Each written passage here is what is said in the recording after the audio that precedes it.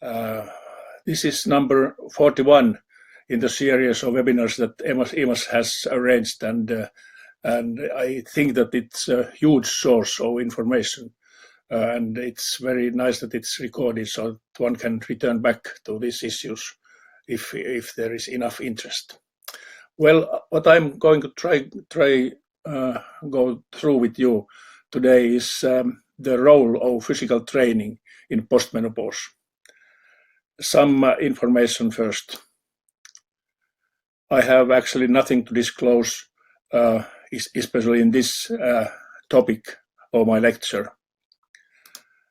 And then I will show one slide which makes this a little bit more global. There are approximately 1 billion postmenopausal women in the world. Many of them, actually I believe majority, is suffering from poverty and diseases and not so good life. And this postmenopausal, this physical training is not of interest of them because they are doing, in many cases, very hard work. In European Union countries, there are about 135 million postmenopausal women who are in very living in a very developed part of the world. Also in the United States, there are about 61 million postmenopausal women. In Finland, their number is 1 million, which is 20% of the population, which is a little bit more than 5 million. And these are these ladies living in European Union, United States, in many countries. Their life has changed within some last decades. There is no more so much work. There is more leisure time. The work is not stressing physically, mentally probably, but not so much physically.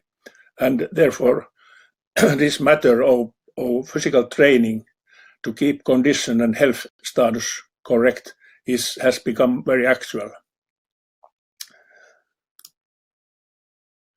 Themes of this lecture are presented here. First, I go through components of physical fitness, different categories. Then I will focus on changes in physical fitness with increasing age. Then we talk some time about physical fitness and general morbidity, how the fitness affects the general morbidity, metabolic diseases, cardiovascular diseases, bone condition, and cognition. Then I take up some techniques to improve the physical fitness. Not, of course, not all, because it's not possible, but I point out some differences within these techniques. Then finally, we have to think of the education. I will show one slide, and motivation of the consumers. And then there is time for conclusion and probably take-home message. Categories of physical fitness. There are many ways to categorize physical fitness, but one is, of course, that there is a general fitness which corresponds to a state of health and well-being of the person. And then there is a category of specific fitness which relates to abilities to carry out aspects related to occupation, leisure time, and sports. So this is for general health and well-being of the person, and this specific fitness needs for specified fitness and training. It depends on her personal situation as to occupation and leisure time hobbies. There is another way to categorize physical fitness also. There are health-related fitness components, which I will go through with you. There are skill-related fitness components, physiological components of fitness, and finally sports-related components. And we focus on all of these and start with health-related fitness components. The basic one is body composition, which actually defines very much the capacity to work and capacity to improve the physical fitness. Basically, it's the body composition is formed with the ratio of fat and lean mass. Lean mass means muscles, internal organs, and other tissues, like, for instance, bones and other solid tissues. And it depends on the genetics in that sense that the person's height, weight, and body frame are, of course, very important determinator of body composition. We go into that later on. The most important health-related fitness component is cardiovascular fitness, and I'll go into that. And there are, of course, different components. There is aerobic fitness, anaerobic fitness, and other types. Then flexibility, which means that how the joints and muscles are coordinated, and flexibility must be sufficient to be able to avoid injuries during different actions. Then there is a muscular endurance, which means the ability to repeat exercises without getting tired. And this is not the same thing as is muscle strength. This is actually very different situation, and this is what is required in many works, in many activities. Muscle strength appears in three forms.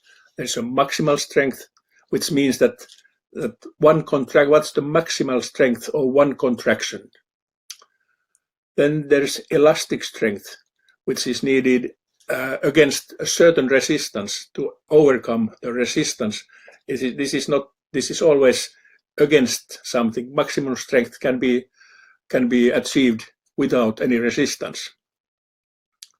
Strength endurance means that how many times a person can repeat the same muscular contraction without getting tired.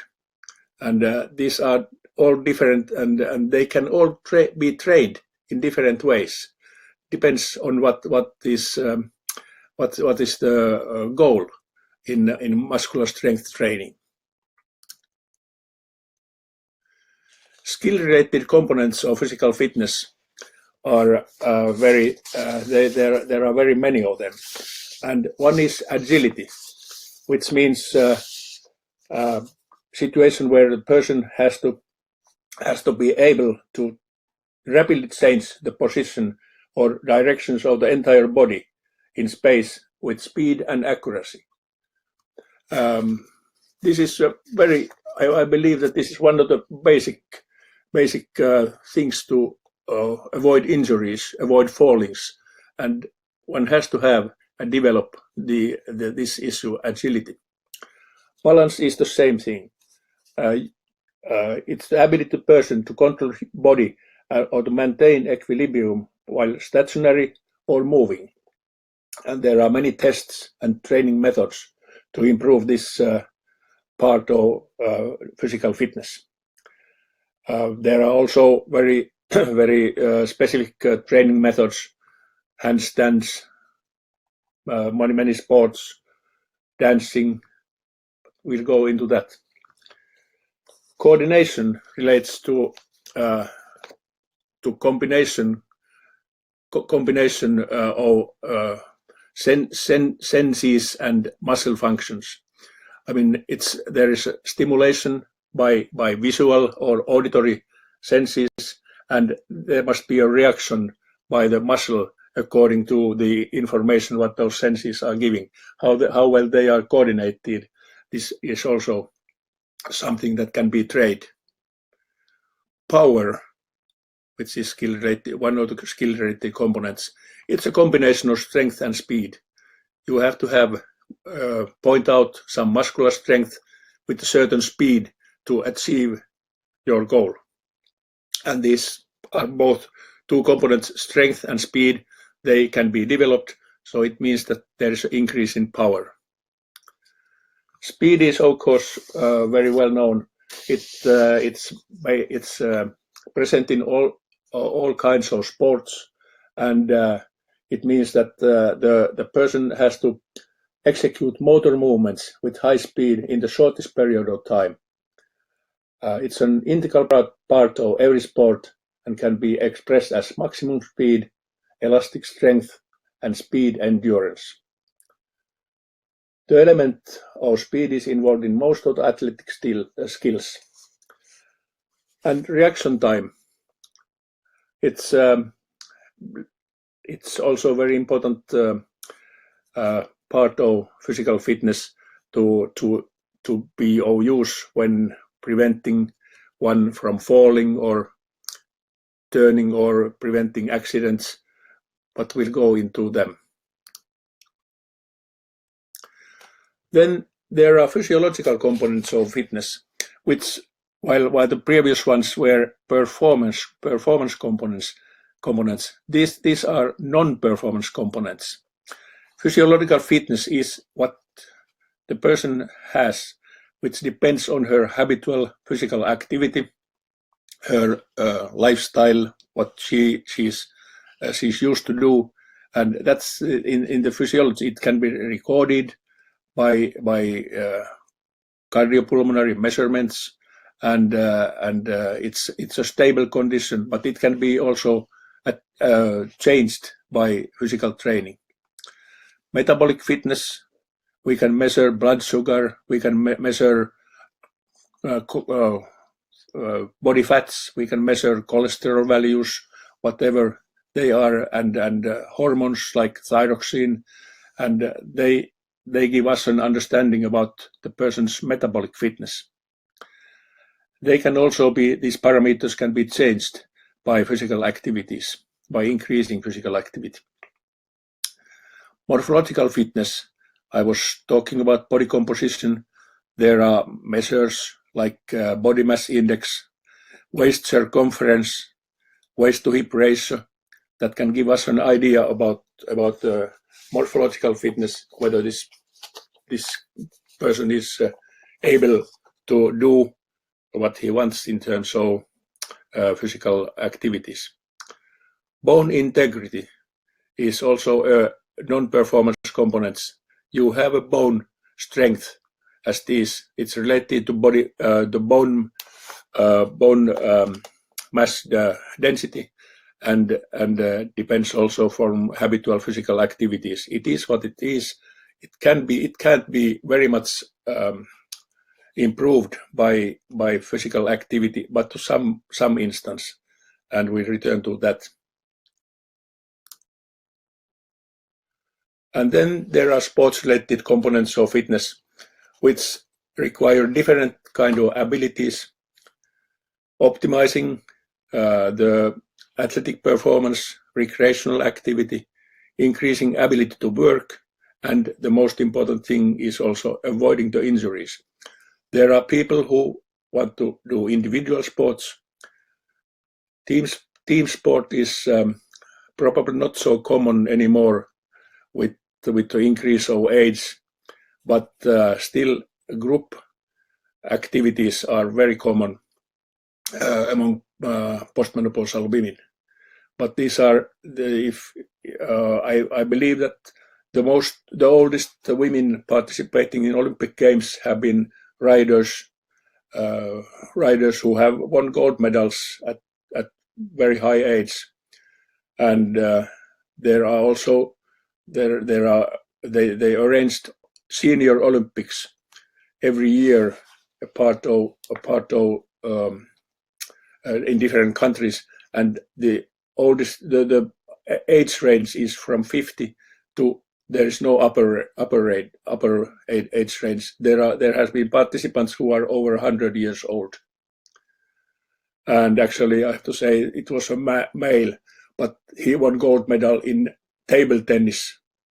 100 years old, needs some reaction time activity.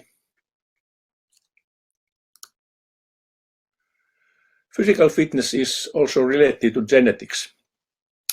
You inherit something from your parents, and actually 20 to 30% of maximum oxygen capacity is based on genetics. You have what you have inherited, and you can affect it to some extent, but there are people who have better starting points. Lifestyle is, of course, a very important background information.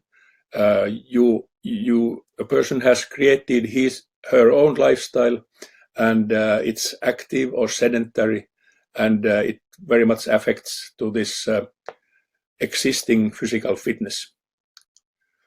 Nutrition is, of course, very important, and today it's very much discussed, and avoiding fats, moving towards vegan diet, and whether it's good or bad, and of course avoiding drugs, alcohol. They are nutritional problems. Basic habits are important. Smoking is a no-no habit in this sense when we are talking about physical fitness and training. And there are some other basic habits. Someone is walking the stairs, someone is taking the elevator. So it affects the general physical fitness very much. This is a this shows how the maximum aerobic power or maximum oxygen capacity, VO2 max, starts to decline. It's at its top in the age of 20-30. This is a curve for males, and this is curve for females. Males have a higher oxygen capacity because their heart fibers are longer. Heart muscle fibers are longer. That is one reason. And of course, the size of the body is, and it requires more oxygen, and therefore the oxygen capacity has developed. It's a little bit higher, but it comes down in the same pace as among women. Now, every decade, after 30 years of age, every decade, the maximum oxygen capacity decreases by 10%. But it's not unavoidable. With physical training, good physical training, it can be halved. So the decrease will be about in the range of 5% if the person is practicing active sports, which keeps her fitter and maintains the oxygen taking capacity. So this is not unavoidable. This 10% decrease, the person can influence on that, and with good training and proper planning, it can be halved. Maximum oxygen capacity is a very tough thing to measure, and all medical students during their courses in physiology have probably done these measurements. You inhale and outhale gases, and the difference with inhaled and outheld oxygen is measured, and this is a very complicated one. Instead, there are many field tests that can are in rather good correlation with this maximum oxygen capacity, and most famous is probably Cooper test, 12-minute run. There are also other forms.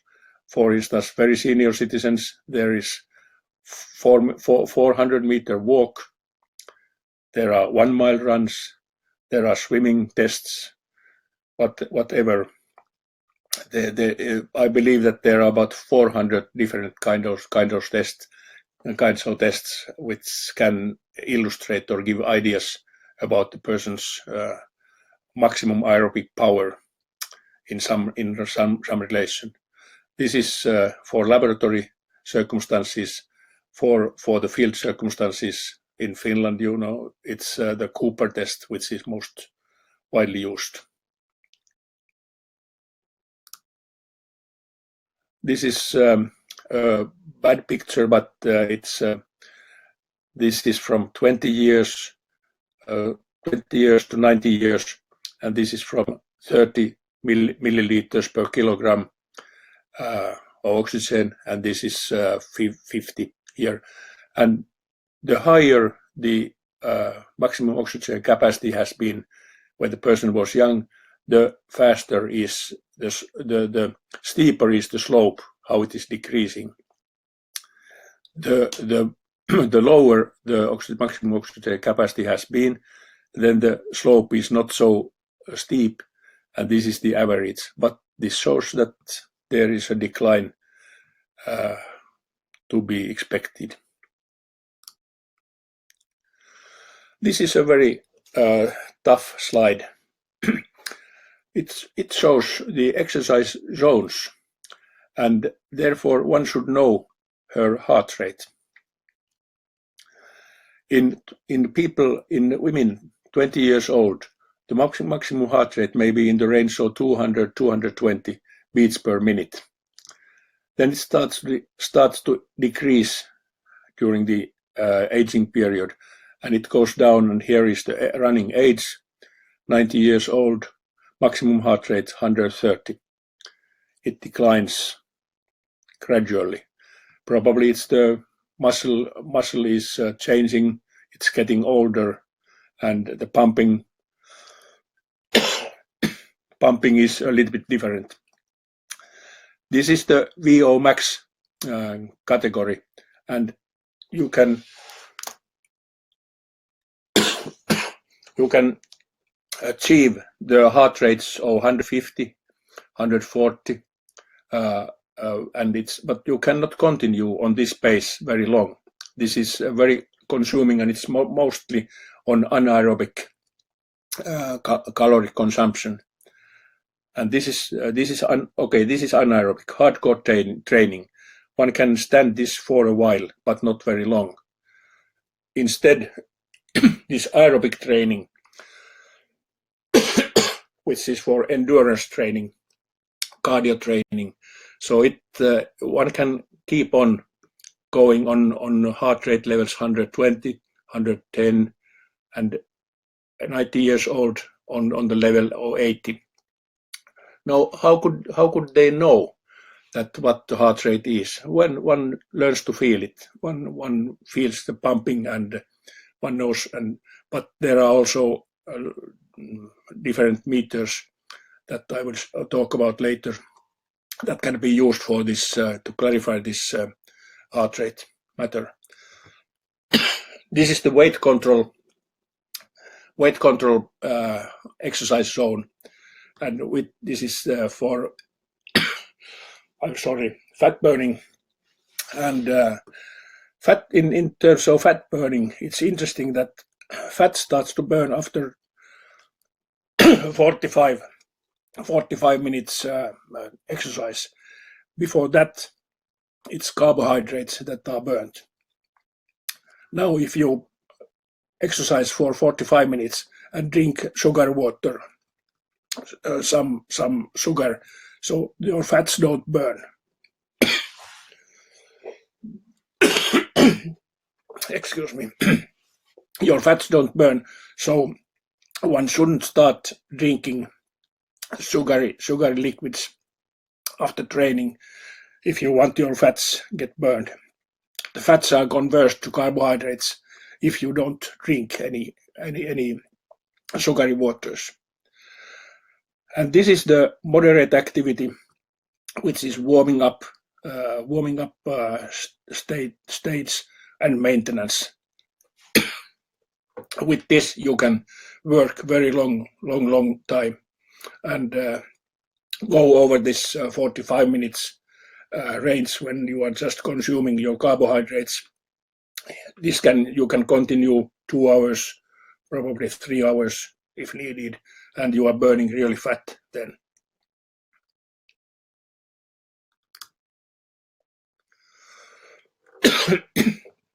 Now we go over to effect of physical training on health conditions. I have used as a literary background two articles by Professor Bengt Saltin from Sweden, which is a most famous sport physiologist and exercise physiologist, and his Danish colleagues Pedersen. The last publication, this publication was updating the first ones. My pictures are picked up from this article, but here the newest references are placed. If you want to go to study this exercise in medicine, then you have to read these both articles.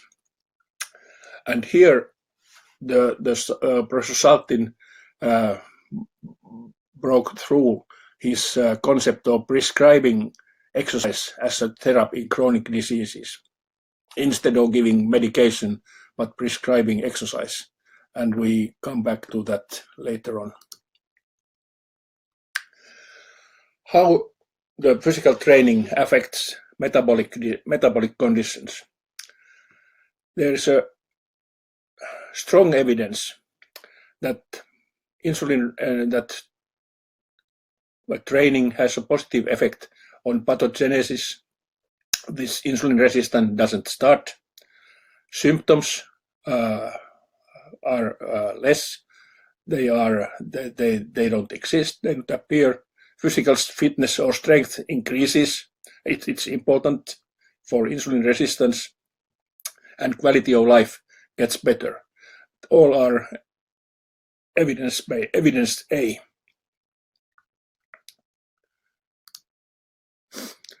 Diabetes type 2. The same is true with diabetes type 2, which is understandable based on the previous slide. The goal of training is to do at least 30 minutes of moderate exercise daily, or 3-4 hours a week, in the form of brisk walking, cycling, jogging, swimming, whatever. Contraindications for patients with diabetes are restrictions if they have cardiac heart disease or hypertension. They must be kind of dealt with in a separate way. It doesn't mean that they couldn't exercise, but they must have a proper control.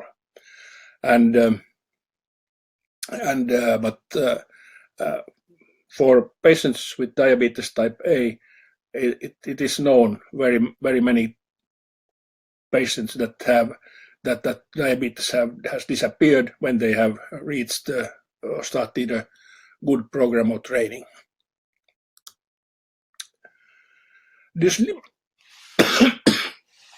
Dyslipidemia. Aerobic exercise with moderate to hard exercise of 30 minutes duration increases HDL cholesterol by 5%, decreases triglycerides and LDL cholesterol by 5%. Dose-response relationship. I mean, if you increase the bouts of training, it has not been studied whether it's, but probably there is a dose-response effect anyways. So that the more there is training, the more fat is burned, the body composition changes, probably also the dyslipidemia gets better.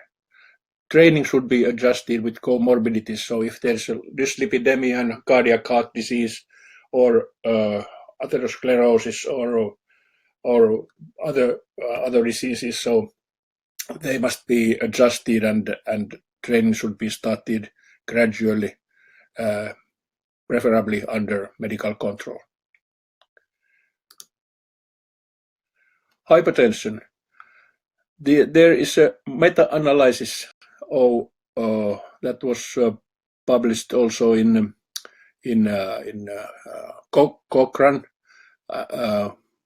Cochrane reports, but there is 72 trials, 4,000 participants, and there was a clear-cut evidence that pathogenesis of hypertension doesn't start to develop. There are symptoms which are less.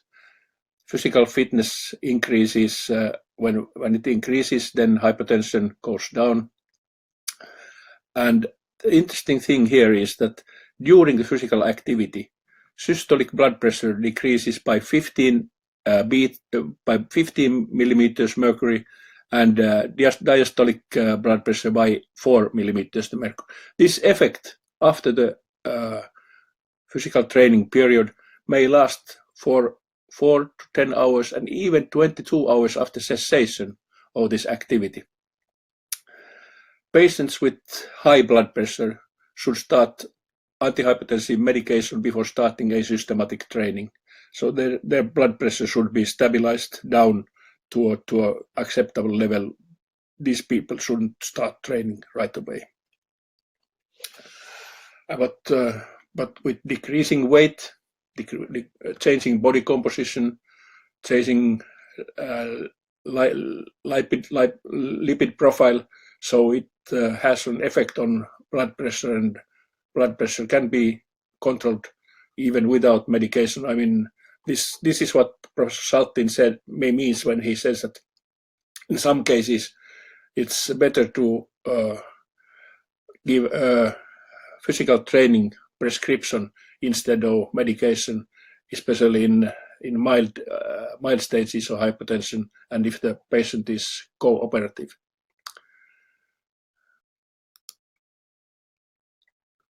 Obesity is an epidemic and serious public health concern in many European countries, in the United States, in Latin America especially, and it's associated with cardiovascular risk and increases in the American women after they reach age 40. Prevalence is 65% and 73% in women over age 80, which is a large, great change.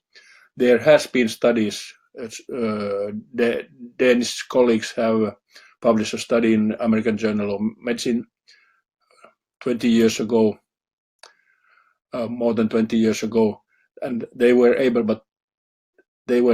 to decrease treat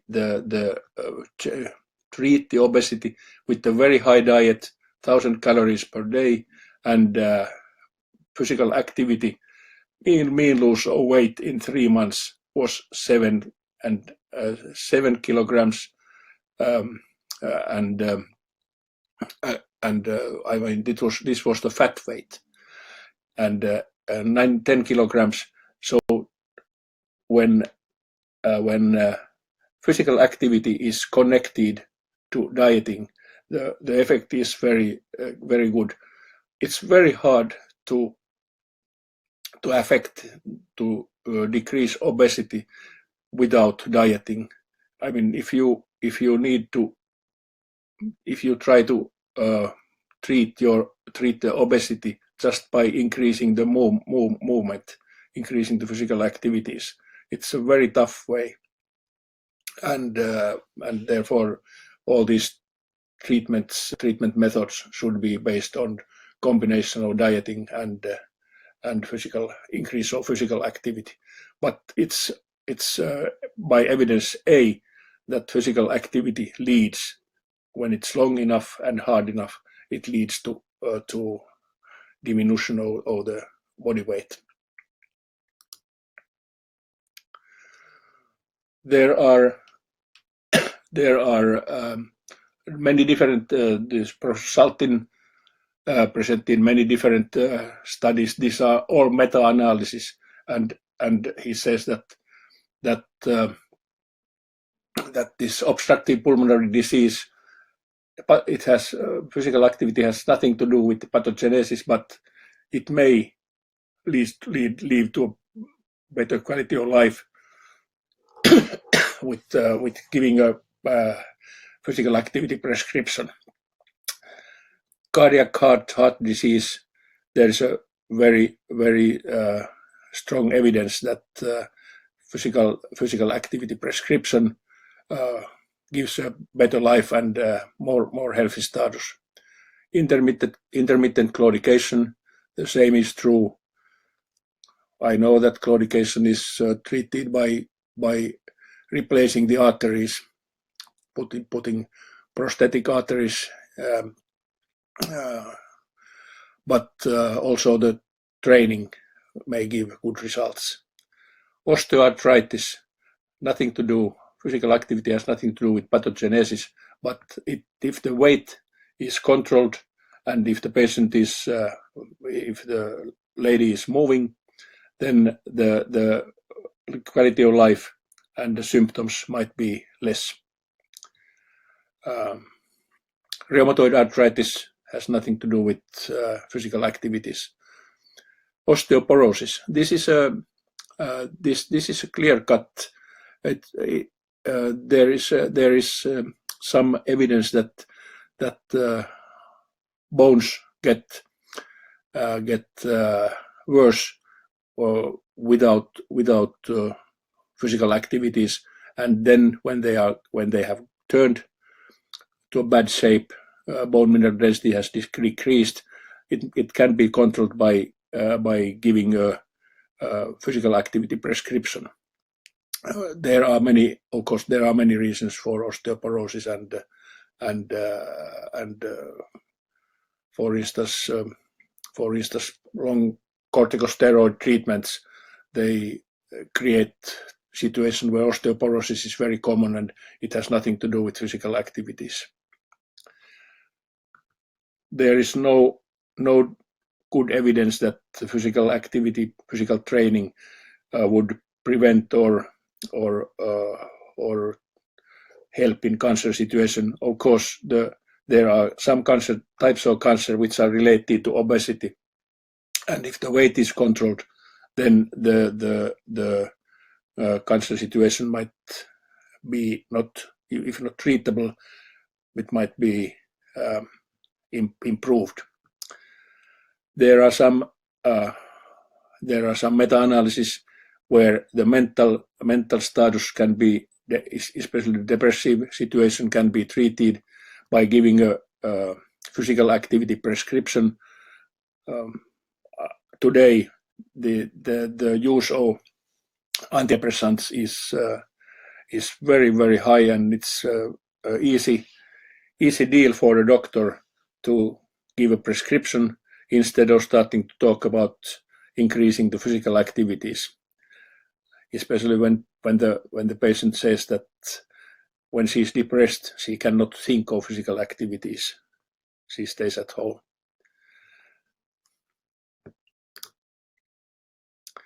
Cognition. It is generally stated, a Cochrane database states that physical exercise has positive effects on cognition in healthy adults.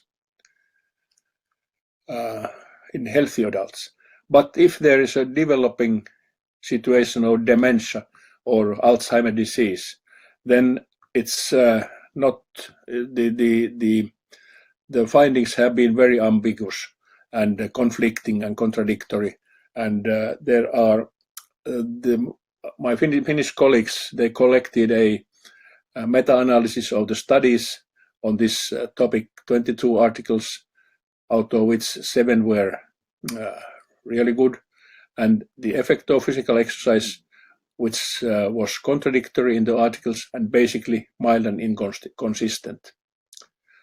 They did an own study with 210 study subjects, and they had an exercise period of 12 months. They had 3 groups of patients. They had exercise period of 12 months. There was only mild improvement in executive functions. In other domains of cognition, no improvement was observed. In a parallel study with Alzheimer's disease, they found that physical exercise 2 times a week for 12 months improved physical functionality and significantly prevent falls among those in that patient group, which is of course a good thing. But physical activity in the people who have already a disease, it doesn't help very much. And I have a pleasure to show you a slide from Professor Makis presentation, which was in September this year.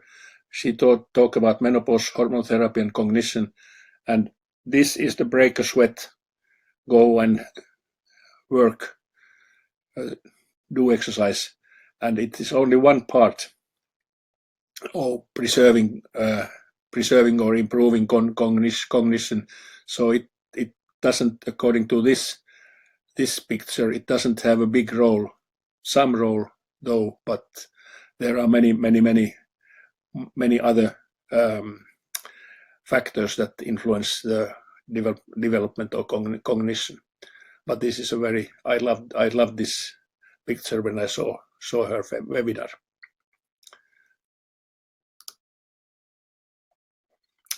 Okay, let's talk about muscular endurance and strength.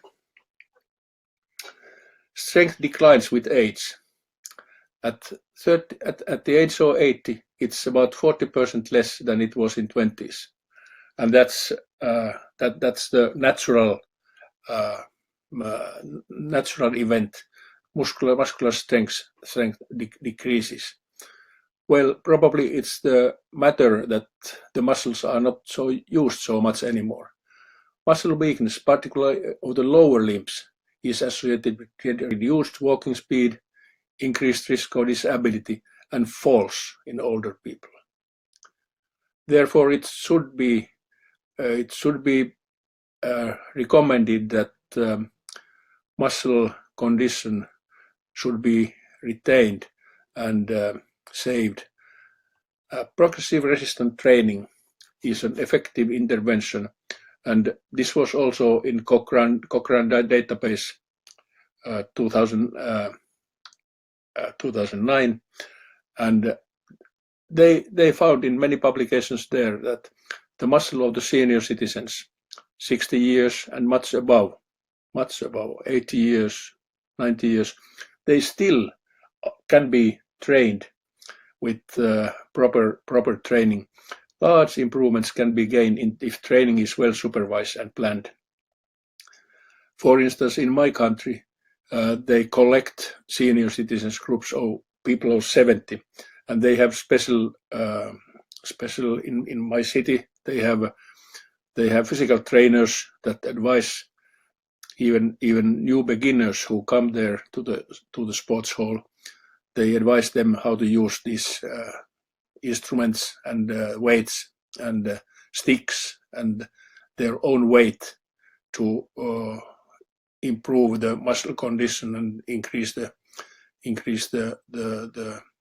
muscle capability. Physical resistant training includes exercise machines, free weights like this, and elastic bands. But there are also different machines where a person the resistance is person's own weight. So when she can raise herself up by pulling some handles, and she can raise and practice her arms and lower limbs, and I always tell to them that you don't need to go to sports hall in the gyms. You can also do it at home, and you can also do it outdoors in the walking tracks. They have very many exercise machines where the own weight is work as a resistance. But it is possible to maintain the muscle endurance and strength to a certain extent by long-term exercise. Flexibility. It checks the ability of the joints in the body to move their full range of motion. Exercises are many. Stretching, it's very important. It can be done at home, and it should be done at home. And yoga, tai chi, pilates, there are many ways to do these exercises. I will go to them. they can be the flexibility can be also measured, but that's cumbersome and not very much used.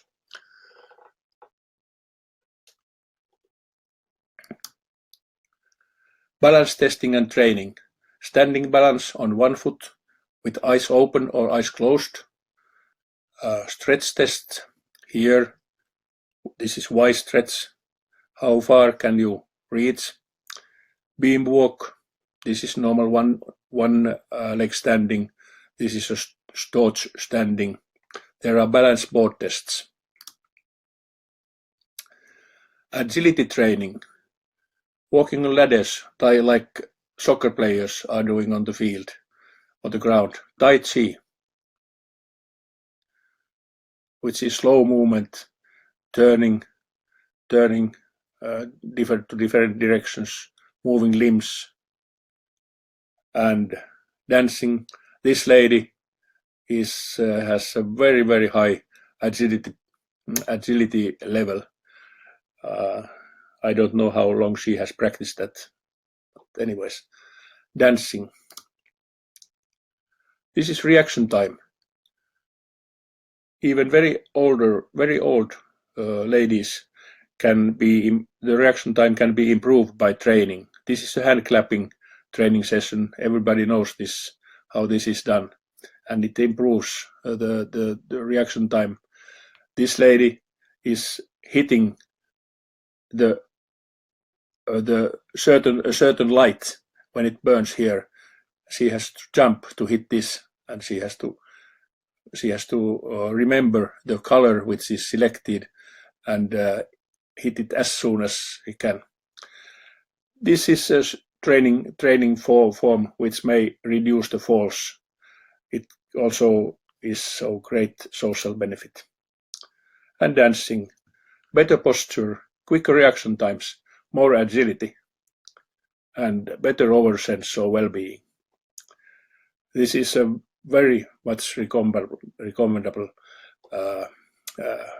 training method, physical training. Nordic walking. I'm from Finland. It has been developed in Finland already in 1930s by Finnish top skiers. And International Nordic Walking Association has been established 2000. There are national associations in many countries. And it's probably the fastest growing physical activity today in the world. In Finland, in the population of 5.5 million people, we have 1.5 million walkers. It's a holistic way of move. Activates 90% of body muscles. Burns up almost 50% more calories than walking. Increases aerobic effect. These sticks, when you are using them, it decreases the strain which is experienced by lower limbs, knees, for instance. It improves core stability and hence the way for balance. This shows actually the same thing, but you see the posture is upright and the stride is longer than in normal walking. These are rubber shields, these here, but in the winter these shields can be taken off and there are spikes. So it can be exercised also in the winter time. There are always 4 contact points to the ground, which makes it safer than normal walking with 2 legs. One can walk safe on an uneven surface. Walking is safe on wet or icy surface. Better prevention of slipping and sliding and falling. So the safety issue is very important. They are very practical when you are going uphill. They are very safe when you are going downhill. So it increases the possibilities to select the tracks. Well, education about the importance of regular physical exercise in early and late menopause. We as an organization, for instance, we have to educate healthcare providers, international, national, local healthcare organizations, medical associations, medical doctors, and other medical staff. Education of the population. This physical training of elderly people, in this case postmenopausal women, it must be risen up in mass media. It must be told to healthcare providers, and they have to educate the people during the visits. Ladies groups, clubs, associations, working places, sport clubs, and important is that some opinion leaders and so-called celebrities are taken into this into these programs. Oh, my mouse died. Can you, Lina, turn? Okay, motivation. We as doctors, we have to spread the information to these groups. We have sometimes possibilities to lecture to ladies groups, and we have to talk about physical training possibilities. Small groups can be collected to practice this together in groups. Sports facilities, availability of communal facilities must be there. Sports halls, swimming pools, field tracks, skiing tracks, public gyms, and for instance, our community gives a so-called senior passport for all 70 plus year-old people, so they have free access to public gyms and swimming pools and whatever. And then also the private facilities, they are trying to attract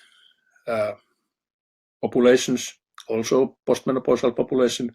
And for instance, in my city, they organized so-called Paavo Nurmi Marathon, which collects about 3,000 runners every year.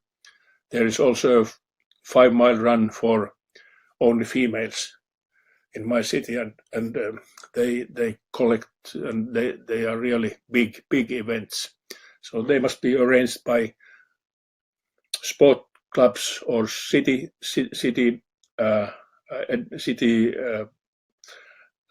organizations. And the last one, two last ones. Well, the minimum requirement today is 10,000 or preferably 12,000 steps a day. Steps in different jobs. Waiter, 22,000 steps a day. Call center official, 4,000 steps a day. She has a gap to fill at her leisure time. But how you know how many steps you have been walking? There are many pedometer step counters. There are step, speed, caloric, distance, etc. counters, smartphones which do this for you. Activity trackers, if you have this kind of activity tracker or step counter, it may increase the step count by about 20% from 10,000 to 12,000, because the person is always interested to see the result. How many steps have I taken today? They make lists for years, but whether it was fulfilled. And the last one. And now it's time for Christmas. So start thinking of good Christmas gifts or gift cards for clothing, proper shoes, poles for Nordic walking, about 50 euro. Costs are nothing. Activity watches, They are in the range of 30 to 40 euro as well. Complimentary registration to some gyms, give a possibility for personal trainer, and call your friends and start a regular habit. Merry Christmas to everybody.